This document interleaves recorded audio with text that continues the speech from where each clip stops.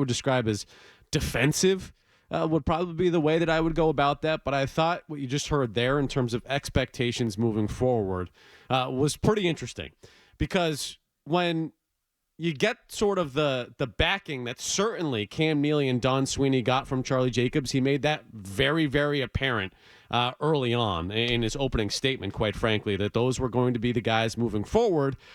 I do find it interesting that in terms of expectations for next season, a little different from ownership to Cam Neely and Don Sweeney, where the expectation seems like absolutely we can be a playoff team, and then you heard Don Sweeney and Cam Neely both talk about, well, you know what, like playoffs, yeah, that's nice, but we want maybe a longer term build. It feels like ownership might want that immediate fix right there. And I do think there's going to be pressure on both of those guys to make sure this team is a playoff caliber team next season. And if they're not, I think that backing that you got from ownership is going to go away rather quickly. But a lot to get to and a lot to unpack from this press conference, because a lot of interesting things said by all three people at the podium, quite frankly. It doesn't surprise me that you got mixed messages in terms of the expectations for this team moving forward, because that to me was a press conference really putting on display leadership of the organization being lost. Yeah. That was a black hole of excuse-making, self-pity, living in the past. Check, check, and check. They feel lost to me because there was not that word that Jacobs used to start the press conference to say, accountability. Accountability has never been higher after he just reaffirmed that Don Sweeney wasn't going anywhere. There was no accountability in this press conference. We're going back to 2019, talking about how they could have, should have, who knows what would have happened had they won the Stanley Cup in 2019. Phil, we're explaining away the 2015 draft. We're going back to 10 years ago, the first round of that draft. And that actually, Don Sweeney did a pretty good job that year, all things considered. He had just taken over, and he tried to move up. He tried. So it's not as bad as you think. The drafting has not been as bad as you think, guys. The defensiveness just oozing throughout. And to me, it just does not seem like a team that is ready to, in any way, change its way, McCarthy, and adjust appropriately in order for the results to be different. This group felt lost at the podium today.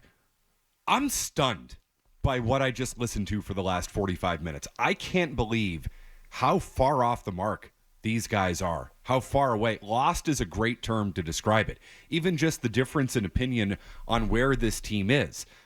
Charlie thinks they can be in the playoffs next year, and Cam and Don's to pump the brakes. Like, geez, I can't believe how defensive they were. Like, isn't it easy enough to kind of go out there and fall on the sword and say, listen, we got it wrong. It'll be better. Here's how it's going to be better. Instead, they relitigated the 2015 draft. They're talking about Game 7 in 2019. They're talking about what went wrong in 2013 and how things went different. I can't believe what I just watched. They got their backs up about everything. It was more of the same. They continued to blame the coaching staff. They tried to sell that they're easy to work with. I mean, Don Sweeney repeatedly, over and over and over again, tried to sell how easy he is to work with if you're a head coach coming in here. I can't believe how tone deaf they were. That was a really, really bad scene. There was a lot of talk about all the great things they've done. There was very little talk about all the great things they will be doing. I cannot believe I just watched that and listened to that for the last 45 minutes. That was stunning to me. I did not expect that. Yeah, defensive and mixed messaging for sure. And we had a checklist of sort of stuff that we wanted to hear from these guys, and they hit all of them. When it comes to the coaching search, Joe Sacco going to be certainly in the mix, according to Don Sweeney. That being said, feels like they're going to be going in a different direction for a new head coach. So a finalist, yeah. But especially when he brings up sort of Cassidy and that internal search versus what you're going with right now, it feels like they're going in a completely different direction. Yeah, no question. I mean, I guess Sacco will be involved, but it doesn't sound like he is in any way the front runner, and that's fine. I don't love the approach from Sweeney to say, well, why wouldn't you want this job? And I get it. Original Six team. You're in a great hockey market here in Boston. Why is this an attractive job outside of those factors? Can we lay out the reasons? I mean, I don't know. But to look at this and say, to Tara Sullivan of the Boston Globe, I'll give you a call if anybody turns us down. This is one of the most historic franchises in hockey. We got a 100-year history. Who cares? Right. Where is your grasp of reality is a question that I'm asking them after that performance. Because to look at it and say, oh, why would they care about how we've treated head coaches in the past? We're an original 6 team, 100 years of history. Who wouldn't want this job? To me, that just shines a light on the fact that you're not really seeing the forest for the trees in terms of where you're at organizationally right now. Very defensive of the resume. Go ahead, McCarthy. They even took credit, and Don Sweeney even took credit for Bruce Cassidy in that Tara Sullivan response where he said Don Sweeney interviewing somebody is not driving the bus, essentially saying that no, people aren't going to come here and they're not going to want to work with me. I mean, that's not happening here. He said, I turned Bruce from an interim into a head coach, taking credit for the Stanley Cup winning head coach of the Las Vegas Golden Knights. That was a bad look right there.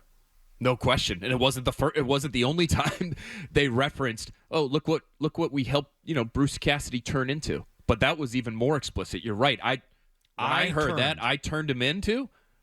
Boy, that you would think after getting the vote of confidence from ownership the way that he did, that there would be a little bit more security in his positioning. It's a great point, Phil. Yeah, absolutely. And yet, what you got for however long that went, 30 minutes or so, you got nothing but defensiveness.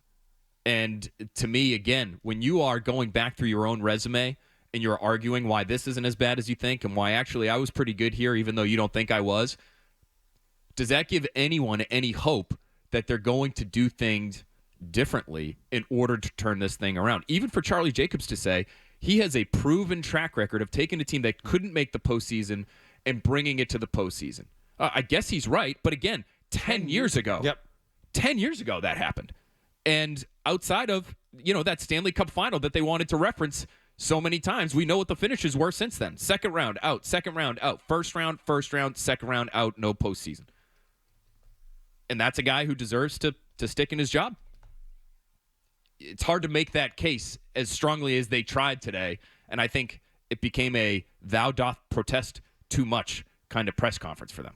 I do think, look, some of it is valid, right? You've been a really good team for a long time, so you're talking about late first-round picks. You're also talking about trading away a lot of picks because you were in contention, so you can't explain away some of that stuff. That being said, it's okay to also be held accountable and say that you need to do a better job drafting and developing overall as an organization and not spend time, litigating the 2015 NHL draft and why things didn't go right for you as an organization at that point. And good for Kevin Paul DuPont to say that, all due respect, that was 10 years ago. Yeah. Almost as if to say, I don't care. Right. No one because cares it's not relevant anymore. at this point. I Yes. mean, you can look back at it and use it as a blemish against Don Sweeney, and Lord knows we have and we will continue to. But for them to continue to bring it up and relitigate it, to use the word that you use there, Tim, is just absurd. And to talk about the draft, the gaslighting on the draft, McCarthy, from Cam Neely. When you're looking at 17-year-old kids, you're just hoping they're going to be pros, 6-7 years later. You don't know what they're going to be. It's a volatile marketplace there. It's a pretty unpredictable thing. Yes, we know. And the good teams figure out a way to replenish their rosters through the draft, and they haven't done it well enough. It's very easy to say that, and they just can't acknowledge it. Or they just can't bring themselves to say the words. Didn't you hear it today? The narrative is a little off when it comes to the drafting and the developing. We're wrong. We're not hitting on all our draft picks. No one is. Well, that's very You apparent. pick in the top 10, you better hit. Thank you, Don. Well, you will be picking in the top 10 this year. You know why you're picking in the top 10? Because your drafts have sucked for the last 10 years. That's why. He was the one who brought up 2015. Cam Neely was. That's how we got into that. DuPont asked about the drafting. Neely went all the way back to 2015 to say that 2015 was unfair to Don. Well, guy, take the loss on 2015. Why don't we talk about, 2025? It's not as bad as everyone thinks. It's not. It's not as bad as everyone thinks. The best pick from that crop is on his second contract since then. on a different team. It's the buck passing, I think, has to make Bruins fans' stomachs turn. It's, the draft is a hard thing to figure out. And then when the players get here, what was the word that Sweeney used early in the press conference? The stubbornness of young players for them not to be able to get through to those guys. And so maybe it's about the coaching, and maybe the coaching hasn't done a good enough job of promoting internal competition. And so it's not Don Sweeney's fault. It's certainly not Cam Neely's fault. It's everybody else. It's the coaching. It's the players themselves. And, eventually this thing will turn around if they just continue to do what they've been doing. That, I think, has to be the fear if you're a Bruins fan. You didn't hear a leadership group that was willing to change today, and they need to change. Bob's on the line. Bob. Of young players for them not to be able to get Hey, Bob. guys. And so maybe it's about the coaching. Bob. Robert. Bob.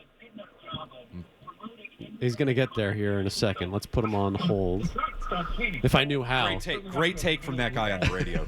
So good. If I knew how to put him on call, look, I'll hang up. Call back, Bob, if you want. No, that was a look. The mixed messaging there and the lack of accountability from really everyone at that podium, I think, was startling if you're a Bruins fan and you're looking at it. I do wonder, though, and certainly Charlie Jacobs went out of his way in that opening statement to certainly have the backs of Don Sweeney and Cam Neely. But I do wonder how safe both of those guys actually feel in their spot, just based on clearly the expectations of ownership to be a playoff team next year, but also as defensive as both of those guys were. Because I think if you felt really comfortable in your situation, you're not going to the mat the way that both of those guys were in some of the decisions that have taken place in prior years. I think it's a really fair point. In my opinion, you would feel a little more comfortable in your own skin if you're Don Sweeney after getting the vote of confidence. But maybe the fact that they were not as confident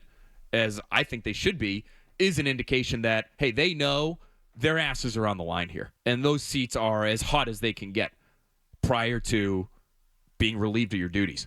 And they know the team isn't very good, which is why, again, they're trying to put it back on coaching. That is self-preservation from Neely and Sweeney, because they put so much of where the Bruins are today on the coaches. Don Sweeney kept saying that the players were below their watermarks. He said that multiple times. And I think you guys are totally onto something, and you saw the disconnect between ownership and the front office in the question about the playoffs. I mean, ownership basically says, we expect to get back to the playoffs. We should get back to the playoffs. And then the GM and the president really start walking that back right away. I think that does explain some of the defensiveness about the state of the team, because they do know they will be held accountable. At least Don Sweeney will probably be held accountable if they miss the playoffs again next year. And back-to-back years, heading into his contract year, he probably won't be around if they don't make the playoffs next year. Well, good thing for Don Sweeney is that he's the AGM, as Charlie Jacobs said, of Team Canada. Yeah. Can I just say, I don't care what he does for the Four Nations tournament or what he does for Team Canada. Really difficult job there, by the way. I know, right? Figure out who the good players are from Canada. It's tough, man. It's Brad tough. Marchand on your fourth line. Really got to patch that thing together. Unbelievable. Yep. The fact that is now a feather in Sweeney's cap and a reason for why he should still be in the job that he holds today. No, the development and scouting that goes into that for sure is quite impressive. No question. He's an industry leader. Yeah. Guys, who's going to be the fifth guy on our power play with McKinnon, McDavid, Crosby, and Makar? That's a really tough decision. I mean, you need a brilliant hockey mind like Don Sweeney to be able to figure that out. That to me just tells you that's how you know ownership is stretching to make the case to keep this guy in his gig, right? Because that doesn't matter. The Four Nations tournament, as much fun as it was, it really doesn't matter. He has 10 years since he did this thing where he got a non-playoff team back into the postseason and then 3 years later got him into the Stanley Cup Finals. But it's been a long time since then. And the fact that you can't come up with more than he's the assistant general manager for Team Canada for reasons why fans should be hopeful about this guy and what he can do for the team moving forward, it's pathetic.